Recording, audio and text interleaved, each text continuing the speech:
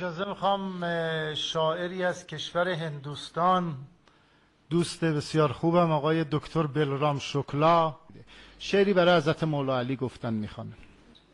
به نام خدا. به من رساند نسیم سحر سلام علی، به من رساند نسیم سحر سلام علی، بره منم که شدم چون عجم غلام علی، بره منم که شدم چون عجم غلام علی، من ضعیف چگونه به شعر پردازم، من ضعیف چگونه به شعر پردازم، کنار معجزه کامل کلام علی. چو کودکی که محبت ز مادر آموزد، خوشم که نکته می آموزم از مرام علی. آفرین آفرین. سلام ما به علی آن وصی پیغمبر، سلام ما و رسولان به احترام علی. آفرین آفرین. ز بندهای جهان آن زمان رها گشتم، که اوفتادم چون مرغکی به دام علی. آفرین آفرین.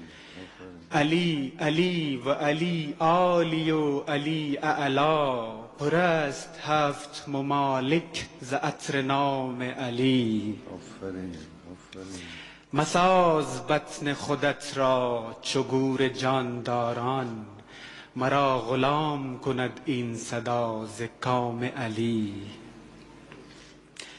علی امیر خرابات عشق و توحید است، علی امیر خرابات عشق و توحید است، تمام خلق به مستی کشند جام علی. آفرین.